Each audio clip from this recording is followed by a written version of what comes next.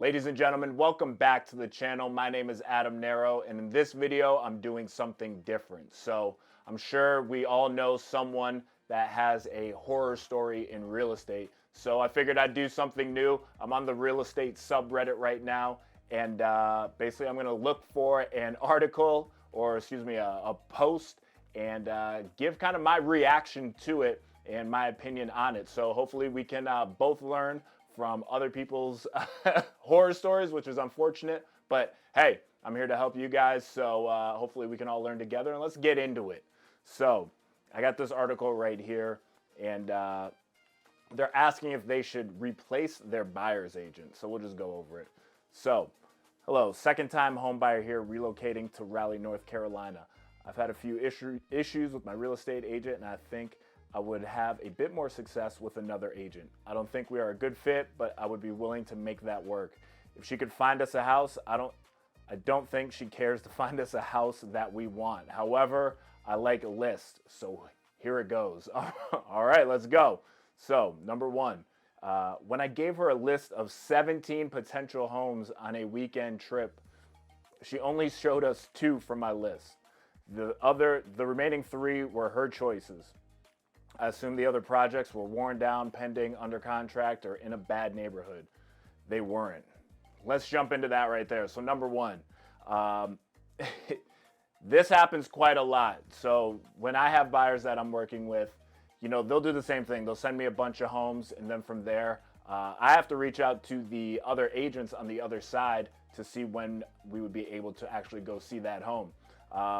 You would actually be surprised how many agents don't even answer their phone to schedule showings for their listings. It's honestly, it's mind-boggling to say the least. So in a situation like this, I mean, I've had it where, I've had clients send me, 5, 10 homes, and honestly, half the time I tell them right up front, the list that you're going to send me, expect half of those agents to not even respond to me. And then the other half being pending or under contract, I mean, that happens too. But if they weren't, I mean, not looking good so far. So let's continue. She told us outright not to buy anywhere in Durham, which a few of my properties on aforementioned list were in. One, as a realtor, at least here in the state of California, you cannot do that. You can't tell anyone not to move to a certain area. I believe that's called redlining. I know there's like redlining, block busting, and I forget the other one, but basically as a realtor, I can't tell you where to move to or what areas you should stay away from. You have to do that research on your own. I can provide you the tools, and whatever you feel is a safe area and you feel comfortable living there, then hey, let's get you a house there. So, number 3, she told us that love letters to sellers were illegal. I would believe it, but I couldn't find this online anywhere. They're not illegal, however, you have to be careful in what you actually put in there.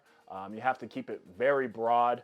Not illegal, but got to be careful. So you basically just have to say, how much you like the home. Sometimes they work, sometimes they don't. In a market like this, or the one that we've been in for the past, 18 months, sometimes they work, but if you're getting 70 offers on the home, the last thing you're probably going to do is read a letter. So let's keep going. She told us that escalation offers were illegal. Number 4. I've never heard of them being illegal.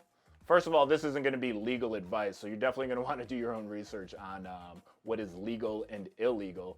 However, escalation offers, I've written those before. It's a way to actually get your buyer's offer accepted. An escalation offer is basically saying, whatever the highest offer is, we're willing to go $5,000 above that or $1,000 above that. So those were pretty popular during, I guess we could call the the COVID housing crisis, where everybody and anyone was trying to do whatever they could to get the home. Escalation offers were one of the tactics that you could use. Obviously, you could still use it now if you're in a bidding war with, say, another buyer. Good tool to have. So, number 5, she's unwilling to write an offer with any contingencies. Based on the market that we're in, you're gonna, an appraisal contingency, yeah, those are probably gonna still be getting removed. However, you can still have your loan contingency, your inspection period contingencies. So I don't know. Well, this is in the Raleigh market, so that market might be a little different. You have to keep in mind real estate is really local. So in my market, you're starting to get away with contingencies. However, what we've been through since we're just seeing the shift from an absolute seller's market, I would suggest my buyers too also waive contingencies as well. If other people are doing it and they're bidding over asking, if you're going in over asking with contingencies, that's obviously just going to make your offer weaker. So could probably agree with them with the agent on that one. Number 6, she told us that no seller will consider a property with DD less than 10%. So about 50K. I'm not sure what DD means in this situation, but we'll keep going. This seems to be true in Raleigh specifically, but she drug her feet putting an offer on a home with a lower DD. I'm guessing DD is down payment or maybe an earnest money deposit. I'm not sure what they mean by DD.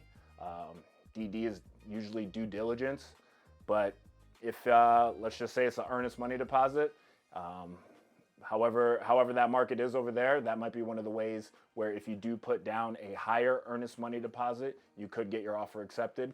So might want to go with the realtor on that one as well. But if she's not putting in an offer, then you're not getting any home. So yeah, I would say you might want to get an agent that's going to put in an offer, but the choice is yours. She showed us a beautiful home 4 hours before offers were due that needed to close in 2 weeks. She knew we were getting a conventional loan and needed at least 3 weeks to close and didn't tell us offers were being reviewed just hours later until 2 hours after the showing. This left us with no time to talk strategy. I don't know what to tell you on that one. I mean, if that was a home, like I said, markets are local. So if that market is still moving over in Raleigh like it was, the past 18 months, then you got to be able to act fast.